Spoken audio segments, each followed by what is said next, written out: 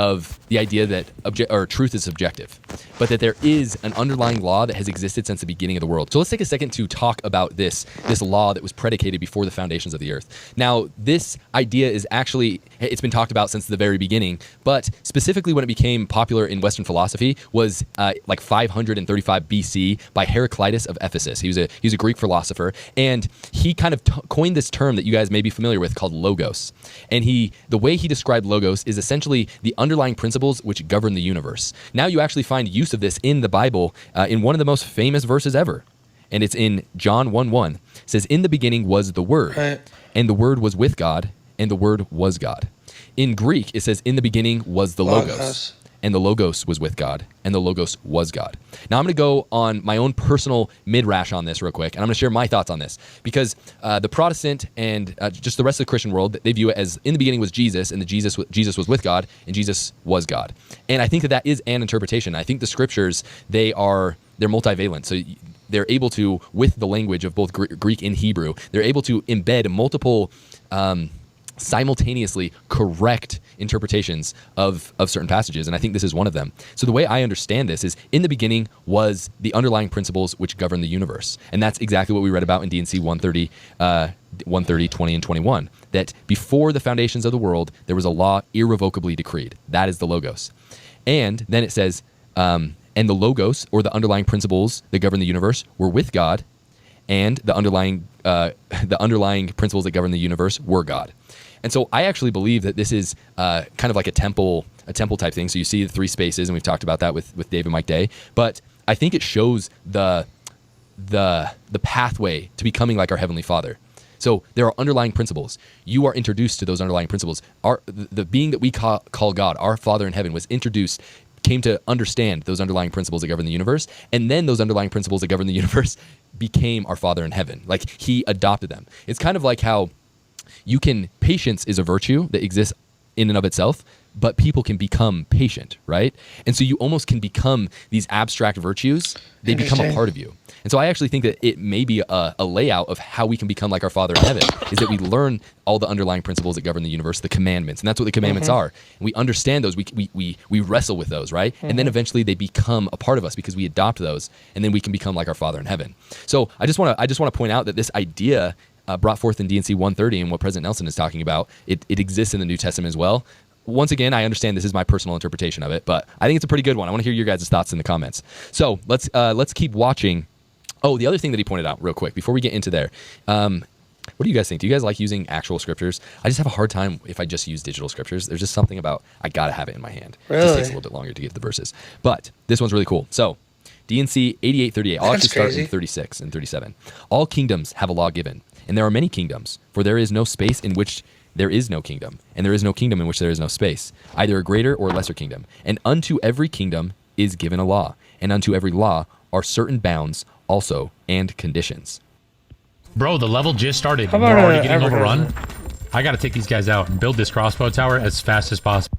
I really like that's really cool. And so he's talking about how there are certain principles that underlie the universe, and there are multiple kingdoms within the universe. So a couple of them that I thought of is like the kingdom of physics. There are certain laws that we are discovering. We're not making up these laws. They exist. And so for those who think that morality is subjective, they probably don't think that physics is subjective, right?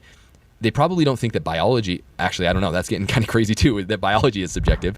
But there are multiple kingdoms, so physics, biology, mathematics, these all are governed by certain laws. And we're doing our best in the scientific mathematic community to discover what those laws are. So if it exists in that kingdom, it makes sense that it would exist in the kingdom of morality and ethics, that there is an objective morality, that there is an objective It sounded like a great example at the time. Just as there are objective rules that govern physics and mathematics. And that's what he's getting into here, and I think President Nelson does it beautifully. But yeah, let's keep watching and see what else he has to share with us. In medical school, I had been taught that if one touched the beating heart, it would stop. However, one of the first things we discovered in the lab was that we could touch the heart of an animal without losing its heartbeat. This finding opened the door later to uncovering another law that made more complex open heart operations possible. just want to pause before he gets into that. This is something that's really important to understand because a lot of people who are critical towards the church or towards religion generally, they point out that things have changed, that the church has evolved in some of its understandings of things like race and the priesthood. That's something that's very controversial. The endowment and the presentation of it changing over time. And a lot of people point out and they're like, hey, obviously you can't, like, this isn't a strong ship that you can stand on because look, it's not the same as it was at the beginning. But I think this shows something perfectly where it's like when you are trying to learn and gain revelation, it is a learning process. Like you go so far, you test it out and it doesn't work. So at first they were like, how are you supposed to perform surgeries on the heart? Because if you touch the heart, it's just going to stop. And then they start touching hearts and they're like, oh, it's not stopping. And so that leads them to what this next thing is that he's going to share. But I think it's important that us as people that we come to recognize that the learning process, line upon line, precept upon precept, it is divine, and there's no way around it. There's like I won't say there's no way around it. What I will say is that there are some instances where I think you can receive a bunch of knowledge at once, a big revelatory experience. Those do happen.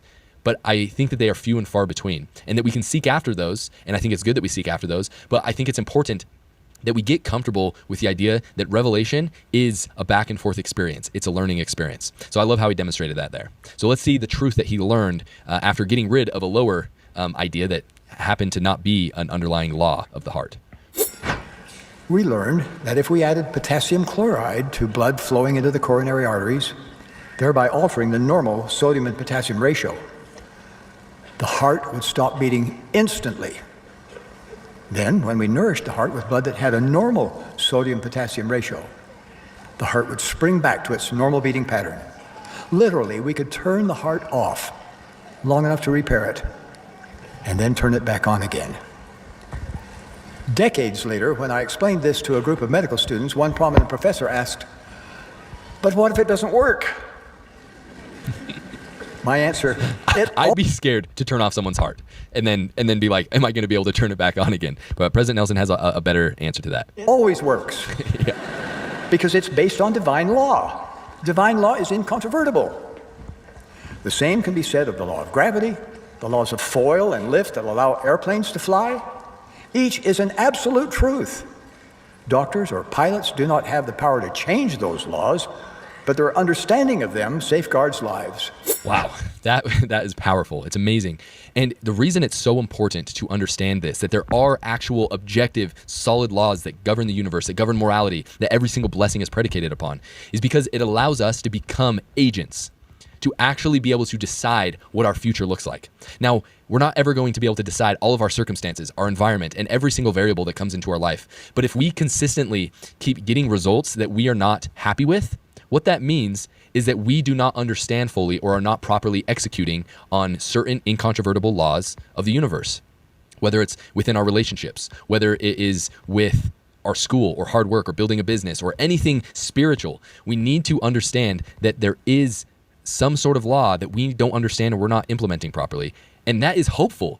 You know, I always have a hard time with people when they want to push the blame of something really big onto something else that is outside of their control.